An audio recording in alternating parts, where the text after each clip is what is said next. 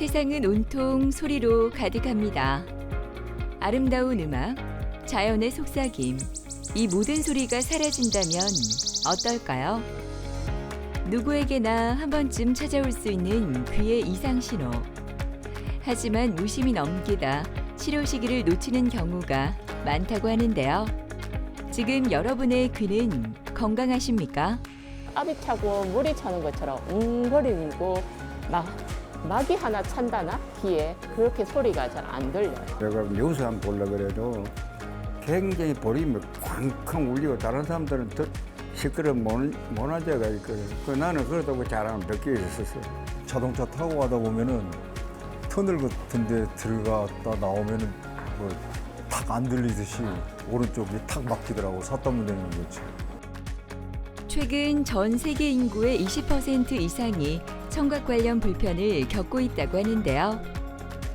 고령층뿐 아니라 이어폰과 소음 환경에 노출된 젊은 층의 귀 건강도 위협받고 있습니다. 더 이상 귀 질환은 특정 연령대의 문제가 아니라 일상생활을 심각하게 위협하고 삶의 질을 떨어뜨리는 모두의 문제가 되었는데요. 오늘은 귀 질환의 진단과 치료 과정, 그리고 그 효과에 대해 김동조, 봉숙은 원장과 함께 자세히 알아보겠습니다. 귀라고 하는 것은 저희가 겉으로 보이기에는 이 외이가 전부인 것처럼 보이지만요. 실제로 보면 내부 쪽으로 해서 외이도, 그리고 고막, 중이, 달팽이관이라고 하는 내이까지 구성이 되어 있습니다.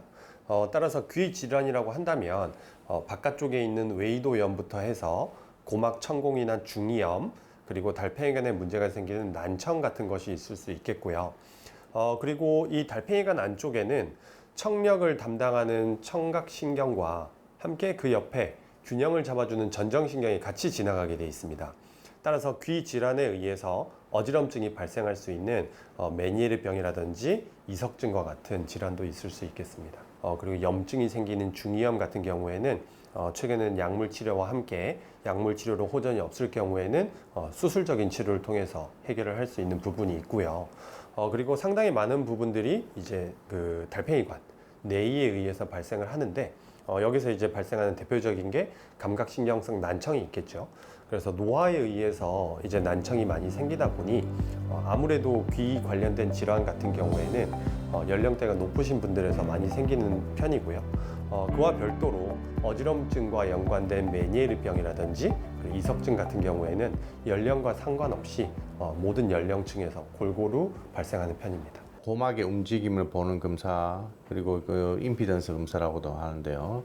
그런 검사도 있고, 청력 검사도 있고, 여러 가지 청력 검사를 통해서 난청의 이제 유형과 정도를 이제 우리가 파악을 할 수가 있습니다. 귀는 이제 코와 또 아주 밀접하게 연결이 되어 있습니다. 그거 이제 우리가 이관이라고 하는데요. 유스타키오관이라고도 하고요. 그래서 이관은 또 이관 기능을 보는 이관 기능 검사가 역시 또 있게 되겠습니다. 그래서 이제 이 모든 검사를 어디에 문제가 있어서 이렇게 지금 불편한 탓인가에 대해서 이 검사들을 복합적으로 시행을 할 수가 있겠습니다. 다양한 질환들을 이제 그 수술적, 비수술적 치료를 나눈다면 일단 그 수술적 치료를 먼저 말씀드리는 게 아마 가장 이상적일 것 같습니다. 그래서 수술적 치료는 아주 다양하게 있는데요.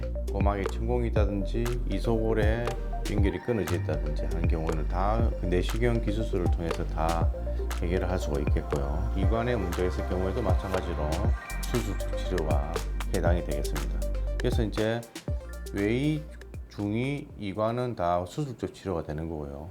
나머지 전정기관이 문제가 생기는 이석증이라든지 메니에르병이라든지 전정신경염 등은 모두 비수술적 약물 치료로 이제 치료를 하신다 보면 되겠습니다.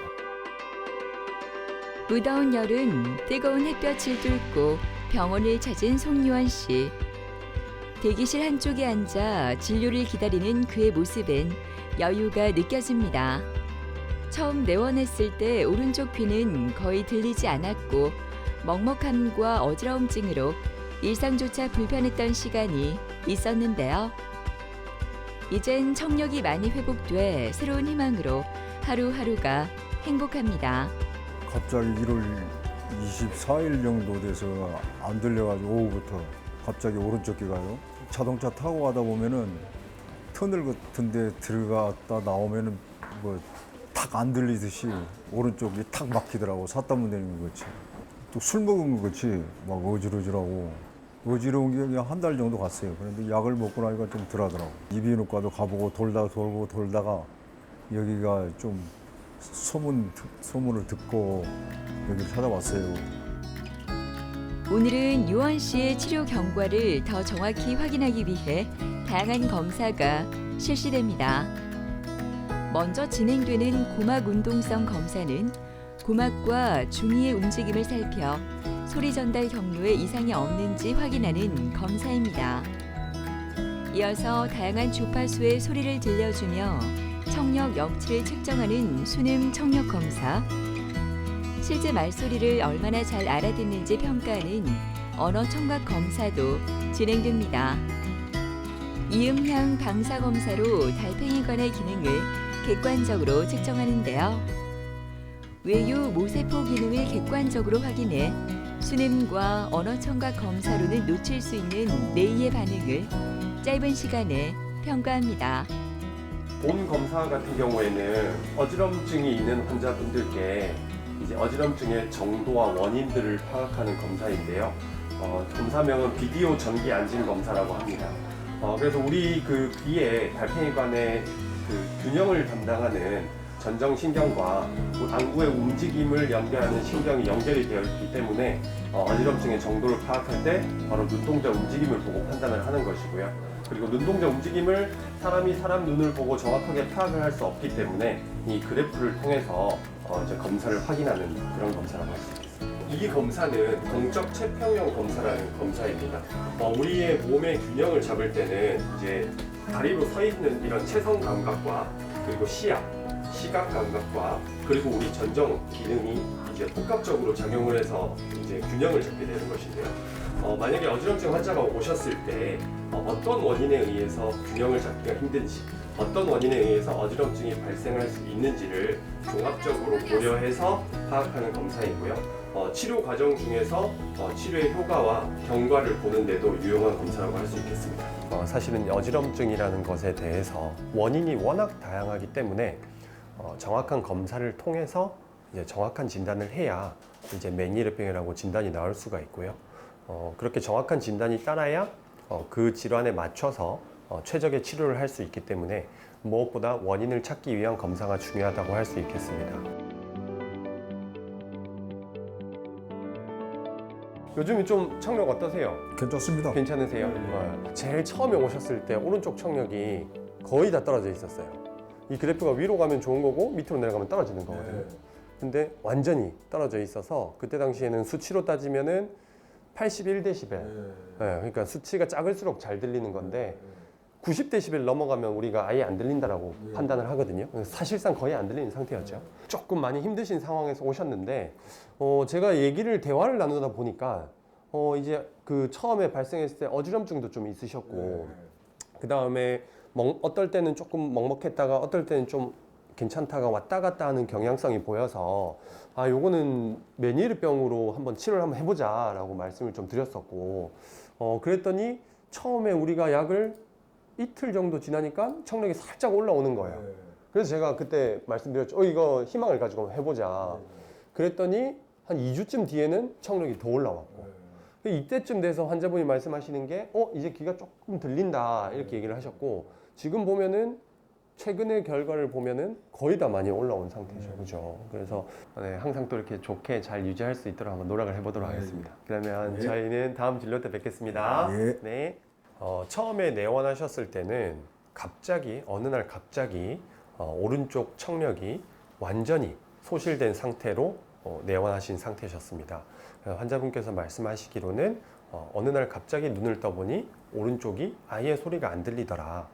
그래서 다른 병원에 가서 치료를 조금 했는데 여전히 청력이 안 들리는 상태였고 이제 또 다른 병원에 갔더니 이 상태로 그냥 지내셔야 된다.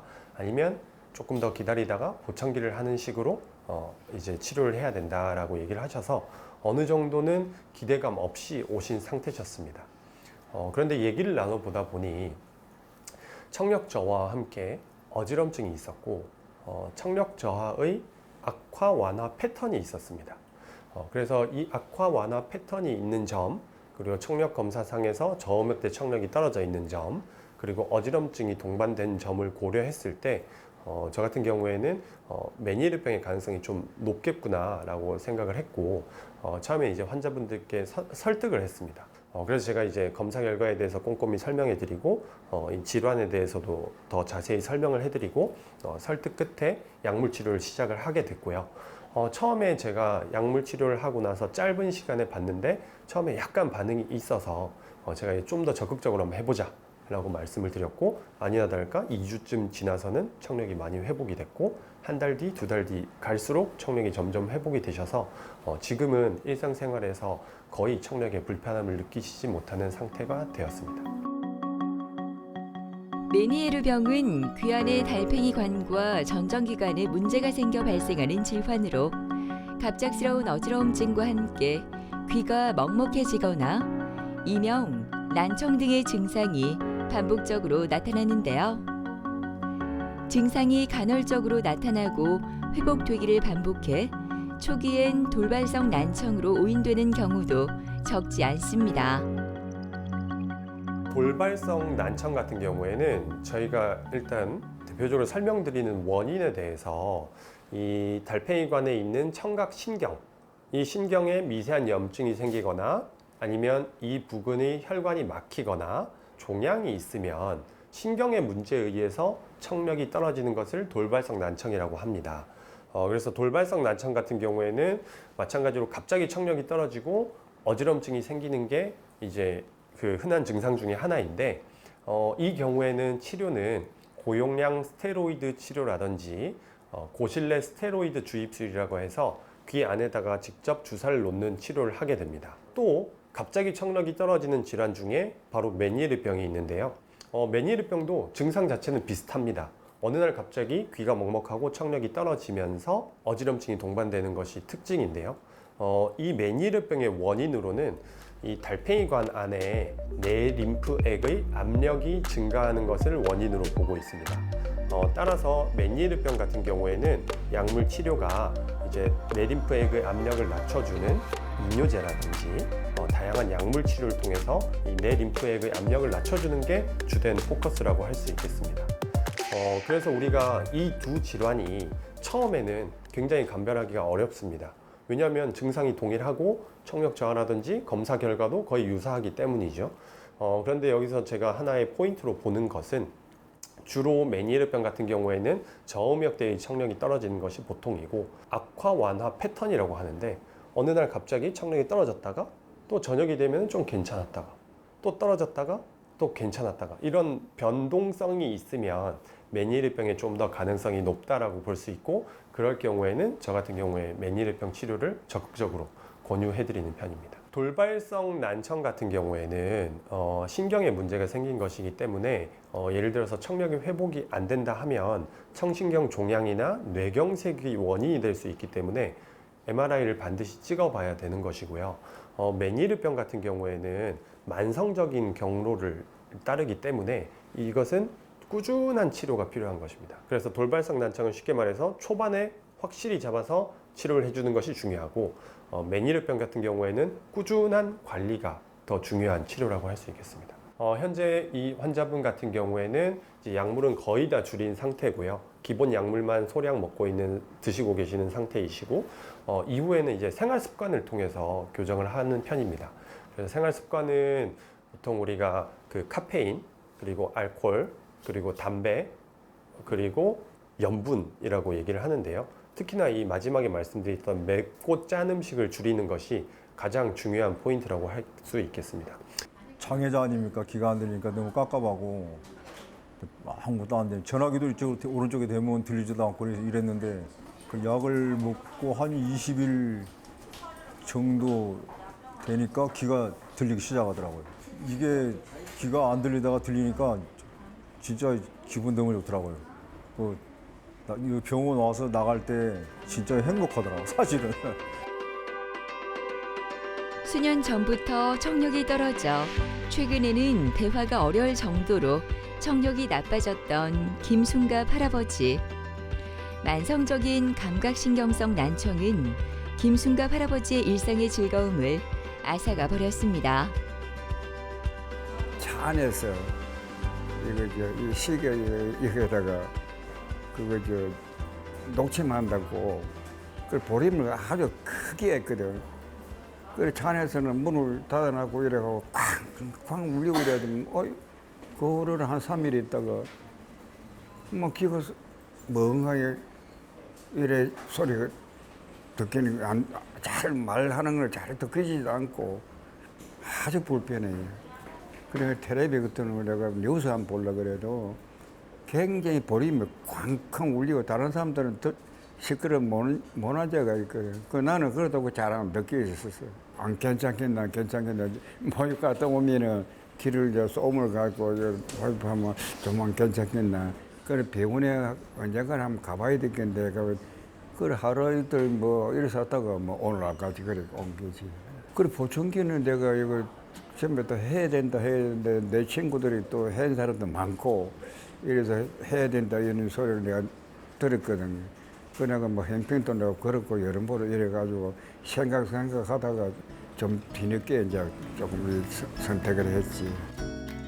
진료를 보기 전 보청기를 착용하고 음장 검사를 받습니다. 요거 이제는 음장 검사라고 보청기 지금 얼마나 잘 듣고 있는지 테스트하는 거니까 여기서 우리 윙윙윙 이렇게 소리가 나는 거 버튼 눌렀다가 떼주시면 돼요. 예, 한번 예. 눌러볼게요. 네, 그렇게 해주시면 예, 예, 돼요. 예. 이거 하고 나서 말 따라하는 검사도 할 거예요. 음장 검사는 보청기가 실제 생활 환경에서 얼마나 효과적으로 작동하는지 확인하는 과정인데요. 검사 결과는 이후 보청기 조정과 재활 계획의 중요한 기준이 됩니다.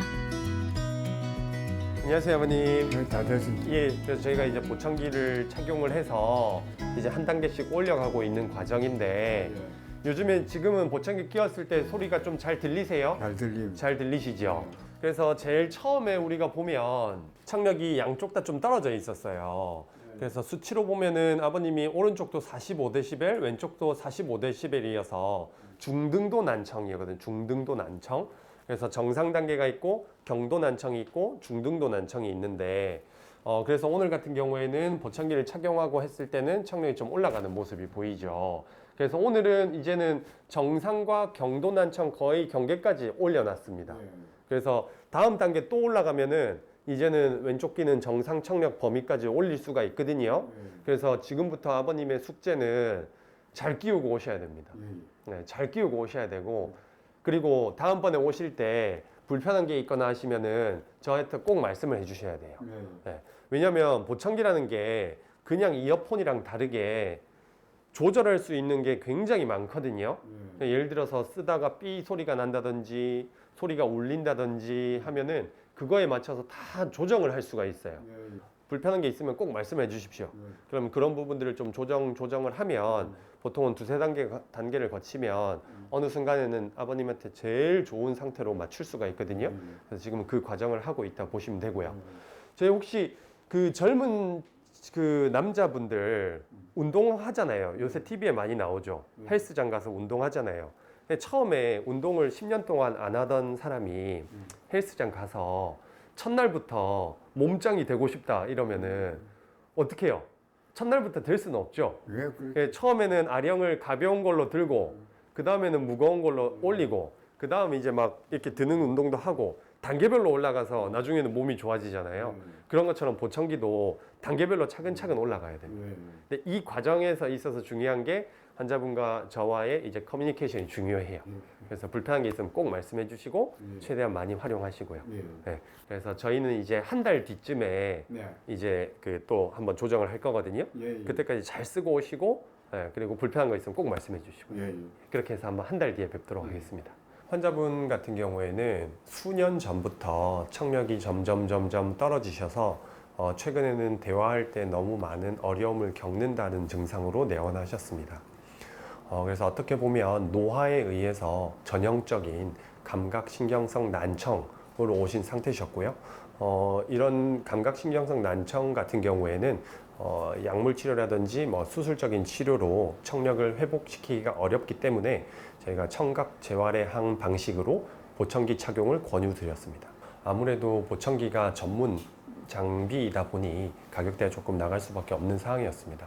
근데 이제 저희 병원 같은 경우에는 사하구 보건소와 협약을 맺어서 청력이 많이 나쁘시지만 이제 그 거부감이 좀 있으신 분들께 이제 지원 사업을 하는 협약을 맺은 상태여서 이 환자분께도 그 협약 제도를 통해서 보청기를 제공해 드린 상태였습니다. 처음에 이 환자분께 제가 보청기를 권유드렸더니 보청기의 주변 경험담에 따르면 보청기가 많이 불편하다더라, 그 효과가 크게 없다더라 라는 얘기를 하셔가지고 처음에는 거부감을 낮추는 단계부터 시작을 했습니다.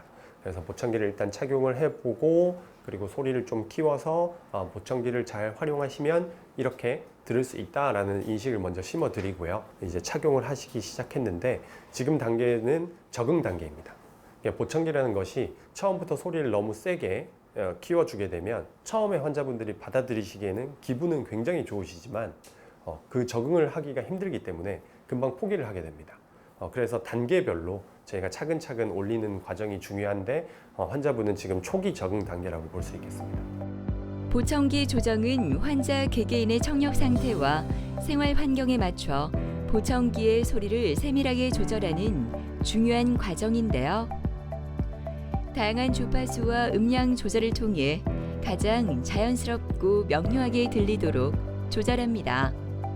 보청기 착용 이후에 원활한 대화와 함께 대인관계도 훨씬 좋아지시고 우울감까지 해소되는 경우가 있어서 단순히 청력을 좋게 들리게 만드는 게 보청기의 역할이 아니라 그 이상 우리 생활 전반에 걸쳐서 큰 효과를 볼 수 있는 게 보청기라고 할 수 있겠고요. 정상 청력인보다 그 청력이 떨어져 있는 경우에는 치매 발생률이 3배에서 5배까지 높아지기 때문에 보청기 착용을 잘 하시게 된다면 이런 치매 발생률도 낮출 수 있는 효과도 있기 때문에 의학적으로도 분명히 효과 있는 그런 청각 재활 기기를 할 수 있겠습니다. 진료를 끝내고 김순갑 할아버지는 어디로 가는 걸까요? 근처 카페에서 좋아하는 커피 한 잔을 마시려나 봅니다. 예전엔 이런 간단한 주문조차 큰 용기가 필요했지만 이제는 다릅니다. 보청기를 착용한 뒤로 소통의 벽은 한층 낮아졌고 일상은 다시 익숙한 모습으로 돌아왔는데요. 작은 변화가 그에게는 큰 행복이 되었습니다. 좋은 점이 한 가지 두 가지 알지. 그러니까 이걸 끼고 사용을 하고 나니까 이게 완전히 옛날하고 생각이 좋아지네. 예. 왜 이제 조금 사용을 하다 보면은 또 더 낫겠지. 이제 조정해 가면 너무너무 좋네. 귀라는 것은 겉으로 드러나지 않는 그런 질환들이 많기 때문에 환자분들이 스스로 마음속으로 어려움을 가지고 계시는 경우가 굉장히 많습니다. 그렇지만 사실 귀라는 것이 아주 작은 변화에 의해서도 많은 호전을 기대할 수 있는 그런 부위이기 때문에 만약에 내가 아니면 내 가족이 귀 때문에 힘들어 하신다면 절대 간과하지 말고 그리고 이것을 과연 치료를 할 수 있을까라는 의심을 가지시지 말고 일단 병원에 내원하셔서 원인을 정확히 찾아보시고 치료를 하신다면 아마 작은 변화에서 오는 큰 행복을 누리실 수 있을 것 같습니다. 무더위에도 유난히 발걸음이 가벼운 임소희 씨는 오늘 귀 수술 후 청력 검사와 진료를 위해 병원을 방문했습니다. 작년 11월 문에 부딪히는 사고 이후 오른쪽 귀의 난청은 더욱 심해졌는데요.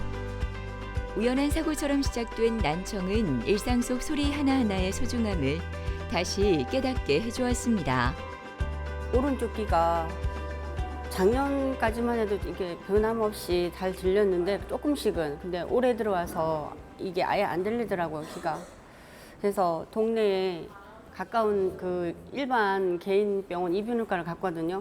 한 3일인가 며칠 다녔는데도 약을 먹고도 안 나요. 그래서 청력 검사를 했는데 이쪽 귀는 오히려 엄청 잘 들려. 이쪽 귀는 아예 안 들리고 이게 검사 그래프를 보니까 왼쪽은 올라가고 오른쪽은 완전히 다운된 처럼 안 되더라고요. 그래서 그분이 하시는 말씀이 아무래도 큰 병원 한번 가보라고 이렇게 설명을 하시더라고요. 제일 불편한 게 이제 사람들하고 대화할 때 이게 안 들리니까 이렇게 엄청 신경이 곤두서가, 그러니까 사람은 이쪽 귀로 들어야 되니까 살짝 이렇게 남들한테 얘기는 못 하겠고, 사람이 옛날에 김어걸이라는 우리 저 자랄 때만 해도 그런 김어걸이 하면 많이 놀림을 받았거든요. 그런 게 있었어요. 그래서 혹시나 나도 그렇게 여겨지지 않을까 상대방한테, 그래서 말은 못 하고 그냥 그렇게 조금만, 그래서 살짝 이렇게 모르게 약간 고개만 돌려갖고 듣고. 오늘 소희 씨는 수술 후 청력 회복 상태를 확인하기 위해 2가지 검사를 받는데요. 먼저 다양한 높낮이의 소리를 듣고 반응하는 순음 청력 검사를 통해 청력 역치를 측정합니다. 이어서 실제 말소리를 얼마나 잘 알아듣는지 평가하는 언어 청각 검사를 통해 소희 씨의 현재 청력 상태를 면밀히 살핍니다. 네, 안녕하세요. 안녕하세요. 그동안 잘 지내셨습니까? 너무 잘 지냈습니다. 지금 그 수술한 오른쪽 귀는 어떻게 잘 들리시는가요? 네, 너무 잘 들려서요. 지금 행복합니다. 제가 한번 그 수술한 귀 한번 네. 보겠습니다. 예, 수술한 귀는 이제 깨끗합니다. 네. 수술하기 전에 이제 고막 사진이고요. 지금 이제 오른쪽 귀, 왼쪽 귀입니다. 네. 그래서 보시면 오른쪽 귀, 왼쪽 귀 둘 다 그냥 내시경으로 보기에는 고막에는 아무런 이상 소견이 없는 겁니다. 뭐 천공 소견이라든지 이런 건 전혀 없습니다. 지금 달팽이관은 청력을 비교적 20 근처로 듣고 있으니까 달팽이관은 잘 듣고 있는데, 이제 실제 듣는 청력은 아래쪽을 보시면 됩니다. 이 아래쪽은 이제 보시면 거의 한 90dB 정도까지니까, 저희가 90dB를 넘어서면은 청력 못 듣는다고 얘기를 하거든요. 농이라고 얘기를 하는데, 지금 거의 90dB에 가까운, 그러니까 거의 안 들리는 거죠, 그죠? 이런 난청을 저희가 전음성 난청이라고 합니다. 안쪽에 있는 청신경하고 달팽이관은 소리를 듣고 있는데 소리 전달이 안 되는 겁니다. 네. 수술 받은 지 이제 한 달 정도 됐죠, 그죠? 한 달 되셔가지고 저희가 검사를 했습니다. 자, 지금 봐도 수술 전하고 비교해서 엄청 이제 청력이 올라간 걸 알 수 있습니다. 그래서 보시면은 이제 위에 선 요거는 이제 신경의 기능이고, 위에 선만큼 올라가는 게 저희 수술의 목표거든요. 이제 오늘 사진인데, 뭐 지금 뭐 조금 딱지 조금 남아 있지만 아주 지금 고막은 아주 잘 남은 상태입니다. 그래서 이제는 한 2개월 후에 이제 가면 수술한 지 이제 한 3개월째 되니까 그때 이제 한 번 더 청력검사하고, 그리고 뭐 그 다음에는 괜찮으면 1년 뒤에 한 번 더 보시면 될 것 같습니다. 검사는? 네네네. 오른쪽에 난청을 주소로 내원하셨습니다. 이제 오른쪽 귀가 안 들린다고 말씀하셨는데, 병력을 청취해 보니까 이제 작년에 문에 한번 이렇게 세게 부딪힌 적이 있다. 그 전까지는 소리를 비교적 잘 들으셨다. 이렇게 말씀하셨고, 그래서 이제 일단은 외상에 의한 어떤 난청이 일단은 의심이 되었습니다. 그래서 이제 처음 오셨을 때 일단 난청이 있으면 난청의 유형, 그러니까 어떤 난청이냐에 따라서 치료 방향이 달라집니다. 그래서 이제 난청이 어떤 유형이냐는 이제 저희가 시행하는 순음 청력 검사를 통해서 알 수 있습니다. 그래서 순음 청력 검사를 했습니다. 그래서 이제 했더니 오른쪽에 저와 같이 전음성 난청 소견을 보였습니다. 전음성 난청은 고막에서부터 달팽이관까지 소리를 전달하는 어딘가에 문제가 생기는 경우에 이제 소리 전달이 안 되면서 발생하는 난청이 되겠습니다. 여기 보시면은 1번 뼈, 2번 뼈, 3번 뼈가 있는데 3번 뼈와 2번 뼈 사이가 떨어져 있었고 3번 뼈의 윗부분에 있는 이 부분이 골절이 돼 있었습니다. 그래서 이제 이게 아마도 골절돼 있는 양상으로 보았을 때는 외상과 좀 관련이 있을 수도 있겠다라고 판단했습니다. 3번 뼈의 바닥뼈로부터 고막까지 직접 연결하는 인공 이소골을 이용해서 하는 이소골 재건수를 시행하게 되었습니다. 그래서 내시경을 이용하여서 모두 이소골을 재건을 하였고 이소골 재건 후에 한 달 뒤에 환자분이 굉장히 청력이 보존된 것을 오늘 확인하였습니다. 난청은 소리가 작게 들리는 문제가 아니라 소리가 사라지는 불안과 혼란의 시작이기도 합니다.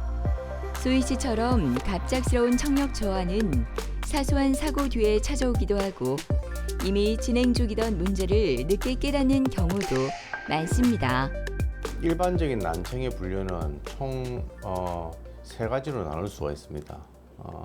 첫 번째는 앞서 말씀드렸던 전음성 난청인 부분이고요. 두 번째 경우가 신경성 난청이 되겠습니다.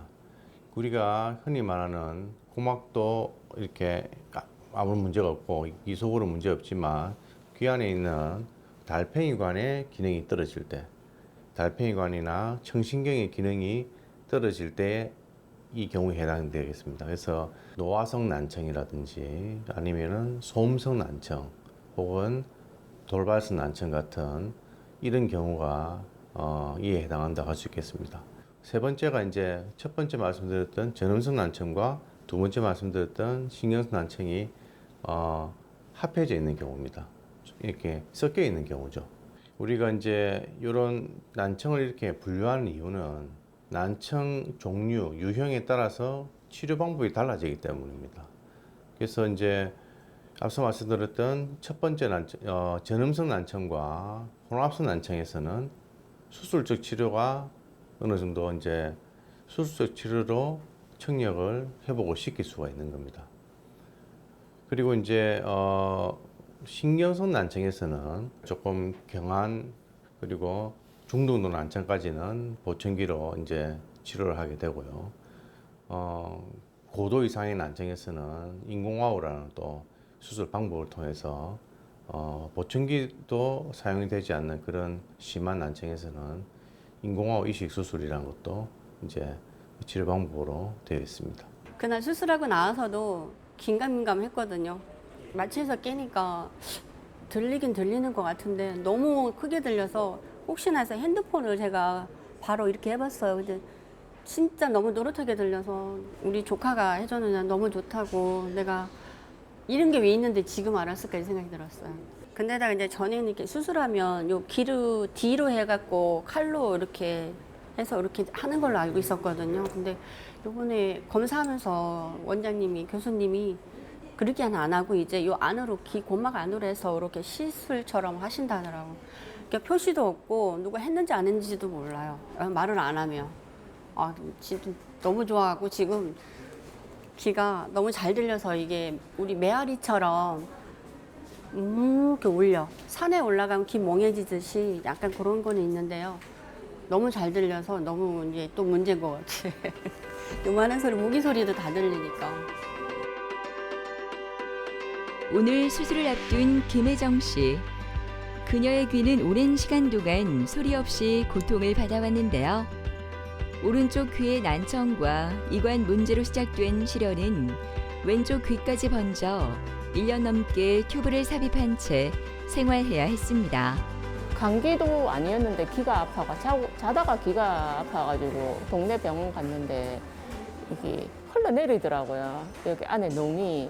그래서 치료를 했는데도 선생님은 괜찮다 하셔가지고 치료를 했는데 안 돼가지고 다른 병원 가니까 그 치료 시기를 놓쳤다 하더라고요. 그때부터 시작했어요. 귀에 튜브를 삽입했는데 그 튜브 삽입하면서 튜브가 빠지면 살이 이렇게 고막에 살이 차야 되는데 안 차고 천공이 생겨버린 거예요. 근데 이게 생기고 나서 좀 괜찮았는데 기라는 게 코하고 다 연결돼서 그런지 왼쪽이 나빠지더라고요. 나빠지면서 왼쪽도 튜브를 1년 그냥 한 15개월 정도의 튜브를 한 번씩 꼽았는데 작년부터 여름 때부터 이렇게 염증이 생겼는데 그 염증이 약을 먹어도 안 없어지는 거예요. 안 없어지고 왼쪽에 생겼다가 오른쪽 생겼다가 이게 반복해서 거의 1년이 가더라고요. 맨 처음에는 물이 찬 것처럼 우리 수영장 가면 압이 차고 물이 차는 것처럼 웅거리고 막이 하나 찬다나 귀에 그렇게 소리가 잘 안 들려요. 그래서 저도 큰 병원을 추천해서 갔는데 두 군데를 갔는데 거기서 한 4개월 정도를 치료를 했는데도 안 되더라고요. 마지막으로 하시는 말씀이 제가 다니는 병원 선생님이 이간의 풍선 확장술이 제일 나을 것 같아라고 말씀해 주셔가지고 선생님을 추천해 주셔가지고 왔어요. 오늘은 양쪽 다 하거든요. 보통 사람들은 한쪽씩 하는데 저는 안 좋으니까 양쪽 다 하는데 하고 나서 좀 이게 탁 뚫려서 잘 뚫렸으면 좋겠어요. 혜정 씨는 수술을 앞두고 귀의 상태를 정밀하게 확인합니다. 네. 오른쪽부터 먼저 하실 거고요. 여기서 네. 삐삐삐 웅웅 이렇게 소리가 날 때만 여기 버튼 눌렀다가 네, 네, 네, 네. 해주세요. 여기 한번 눌러보실게요. 네, 네, 그렇게. 네. 먼저 수능 청력 검사로 주파수별 청력 민감도를 측정해 수술 전 현재 청력의 기준점을 기록하는데요. 이 검사 결과는 수술 후 청력 개선 정도를 비교하는 중요한 기준이 됩니다. 그리고 이거는 이간 검사라고 코랑 귀랑 이어져 있는 간이 잘 열려 있는지 닫혀 있는지 보는 검사고요. 제가 귀 한 번만 같이 볼게요. 이어서 그녀를 오랫동안 괴롭혔던 이관 문제의 원인을 찾아낼 특별한 검사들이 진행됩니다. 첫 번째 검사는 음양이관 측정법으로 소리를 발생시켜 이관이 열리고 닫히는 기능을 객관적으로 평가하는 검사입니다. 이어서 이관 고실공기 역학 측정법 검사가 진행되는데요. 이관이 열리고 닫히는 동안 고막과 중위 압력 변화를 살펴 기능 이상 여부를 판단하는 검사입니다. 함께 진행되는 가압, 감압 검사는 중위 압력을 주거나 빼며 이관이 압력을 얼마나 효과적으로 조절하는지 평가하는데요. 이 모든 검사는 수술 계획을 세우는데 중요한 기초 자료가 됩니다. 네, 안녕하세요. 안녕하십니까? 네, 오늘 제가 수술을 집도할 건데요. 먼저 한번 귀를 한번 보겠습니다. 네. 왼쪽 귀는 지금 계속 좀 분비물이 좀 나오고 있네요. 양쪽에 튜브를 몇 번씩 계속 넣으셨죠? 네네. 오른쪽에 한 몇 번쯤 넣으셨습니까? 오른쪽에는 한 번 넣은 것 같아요. 이 계속해서 지금 반복적으로 튜브를 삽입을 해야지 지금 귀의 기능이 조금 유지가 되고 있는 그런 상태거든요. 염증이 안 빠져가지고. 네, 맞습니다. 그러니까 이관이 열리는 경우에는 귀에서 소리가 측정이 되기 때문에 소리가 측정이 되는 이런 형태의 뾰족한 그래프가 나와야 됩니다. 침을 삼켰는데도 불구하고 소리가 안 나옵니다. 이게 이제 오른쪽인데요. 오른쪽 이관에 폐쇄가 의심이 된다. 이런 소견이 지금 이제 요 검사 결과를 알 수 있는 겁니다. 환자분 같은 이런 환자분이 꽤나 많이 계시거든요. 그래서 예전에는 그냥 평생 튜브를 하고 살았습니다. 빠지면 튜브 꽂고, 네. 빠지면 튜브 꽂고. 그래서 제가 기억하기로는 20번, 30번 이상의 튜브를 한 환자분들도 계셨거든요. 그래서 지금 환자분은 오늘 받는 거는 뭐냐면은 이 폐쇄성 이관, 지금 이관의 어느 부분이 지금 폐쇄가 되어 있는 거죠. 이관이 잘 안 열리는 겁니다. 이관을 뚫어주는 겁니다. 쉽게 얘기하면은 뚫어주고 이제 확장을 시켜주는 거죠. 그래서 이관을 확장을 시켜줌으로써 이제 정상적인 그런 이제 기능을 하게 됩니다. 너무 뭐 긴장하지 마시고 수술은 아주 간단하게 그리고 깔끔하게 이루어질 겁니다. 네, 너무 긴장하지 마십시오. 네, 알겠습니다. 네, 고맙습니다. 네. 김혜정 환자분은 양쪽에 모두 지역이 지금 고막인데요. 오른쪽, 왼쪽인데요. 지금 고막에 튜브가 좀 굽혀 있습니다. 그래서 이 환자분은 지금까지 한 20여 년간 그 튜브가 이제 빠지면 다시 이제 고막 안에 물이 차는 삼투성 중이염이 계속 재발된 환자입니다. 튜브 없이는 이제 생활을 할 수가 없는 거죠. 빠지면은 다시 물이 차니까 청력이 떨어지는 거죠. 그래서 청력이 떨어지면 또 근처의 병원에 가서 다시 튜브를 하게 되고 계속해서 삼투성 중이염이 재발하는 경우가 있습니다. 중이에서 생기는 분비물은 빠져나가는 그 통로가 이관이 되겠습니다. 이관, 유스타키오관이라고도 불리는 이 이관을 통해서 귀와 코와 연결하는 관을 통해서 귀는 숨을 쉬게 되고 귀에 생기는 삼출액은 이제 이 이관을 통해서 또 배농이 되게 되겠습니다. 이런 기능이 이관의 기능이 막히거나 떨어지게 되면 이제 귀에 계속 삼출액이 계속해서 이제 못 빠져나가고 이렇게 저류되는 거죠. 이 환자분은 오셔가지고 제가 아마 이관 기능이 안 좋을 것 같다고 판단해서 이관 기능 검사를 했습니다. 침을 삼키는 겁니다. 침을 삼키는 사운드가 나는데 정상적으로는 이게 이런 식으로 해서 볼륨이 올라갔다 내려와야 됩니다. 왜냐하면 침을 삼킬 때 이관이 열리기 때문에 웨이더에서 그 사운드가 측정이 돼야 됩니다. 그래서 정상적으로는 침을 삼킬 때 이런 식으로 해서 올라갔다 내려와야 되는데 이 환자분은 지금 아무런 변화가 없습니다. 또 여기서 침을 삼킬 때마다 또 아무 변화가 없죠. 이관 폐쇄증의 전형적인 이관 기능 소견을 할 수 있습니다. 그래서 오른쪽도 그렇고 왼쪽도 동일한 소견입니다. 그래서 이제 양측의 이관의 기능이 이제 이관 폐쇄증이다라고 진단을 내리게 되었습니다. 수술을 앞둔 혜정 씨. 간호사가 혈압을 재며 마지막 컨디션을 확인합니다. 오랜 시간 귀의 불편함과 함께온 만큼 이번 수술이 새로운 시작이 되기를 바라는 마음이 큰데요. 오늘 하루 그녀의 바람이 현실이 되기를 기대합니다.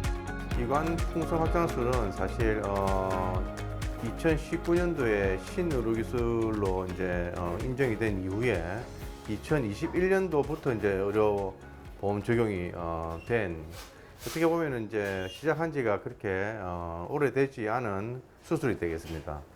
이관 풍선 확장술, 말 그대로 이관이 안 좋은 환자들을 풍선으로 확장을 시킨다 생각하시면 되겠습니다. 이관 질환에는 크게 이관이 열리지 않는 이관 폐쇄증과 이관이 한번 열렸다가 닫히지 않는 이관 개방증으로 크게 두 가지로 나눌 수가 있습니다. 이 중에 오늘 시행하는 이관 풍선 확장술은 이관 폐쇄증, 이관이 잘 열리지 않는 이런 질환에서 시행할 수 있는 수술이 되겠습니다. 시술 시간은 뭐 한쪽 하는데 보통 한 20분 내외, 양쪽을 하더라도 뭐 25분, 30분 내에 다 시술이 종료되는 비교적 간단하면서도 아주 안전한 수술식으로 되어 있습니다. 수술실에 불이 켜졌습니다. 의료진이 세심한 손길로 마취를 시작하는데요. 천천히 호흡을 맞추며 긴장을 풀어가고 그동안의 불편함이 오늘로 끝나길 바라봅니다. 이게 이제 이관 풍선 카테터로 개발된 국내 제품이 되겠습니다. 혹시라도 풍선이 물이 새지는 않는지 사진 체크를 먼저 합니다. 12기압, 예. 요 정도로 이렇게 커지게 됩니다. 이게 만져보면 그냥 거의 뼈도 이렇게 부서질 수 있도록 굉장히 큰 압력입니다. 지금 보시다시피 물이 새거나 하진 않습니다. 그래서 이제 그 정도로 우리가 이제 그 사전 테스트, 인체에 들어가기 전에 사진 테스트를 하고 들어와서 이제 시술을 진행하게 되겠습니다. 드디어 이관에 협착된 부위를 확장하는 이관 풍선 확장술이 시작됩니다. 가늘고 정교한 내시경을 통해 이관 입구로 카테터를 삽입하고 풍선을 부풀려 막혀있던 통로를 넓혀주는데요. 이 작은 풍선이 이관의 기능을 되살려 귀와 코를 연결하는 통로를 확보합니다.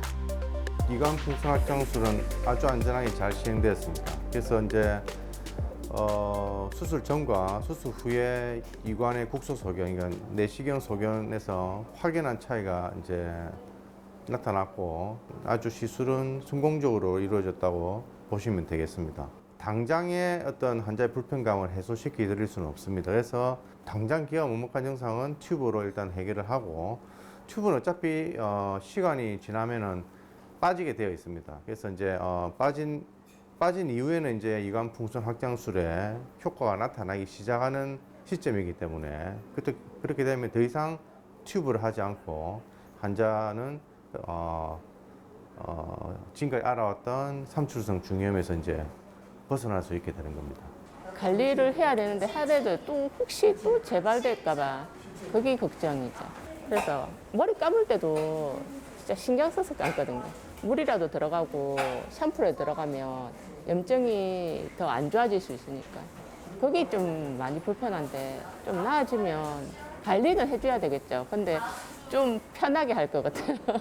귀가 먹먹한 경우에 대부분 50% 이상의 경우에서 이관 질환의 문제가 있을 경우 많습니다. 그래서 이관이 폐쇄되거나 이관이 개방되거나 이 둘 모두에서 이제 귀 먹먹함이 발생할 수 있어서 귀 먹먹함이 있으시다면 이관 질환을 한번 염두에 두시고 검사를 한번 이관 기능 검사를 하시는 것을 추천드리고 싶고요. 난청이 있으시면 일단 난청이 어떤 유형의 난청인지 이비인후과를 방문하셔가지고 청력 검사를 통해서 어떤 난청인지를 파악을 하고 그 난청에 맞는 그런 치료를 하시면 됩니다. 그래서 이제 신경성 난청이냐, 전음성이냐, 혼합성에 따라서 신경성 난청은 보청기 치료를 하실 수가 있겠고 전음성이나 혼합성 난청에서는 또 수술적 치료도 난청을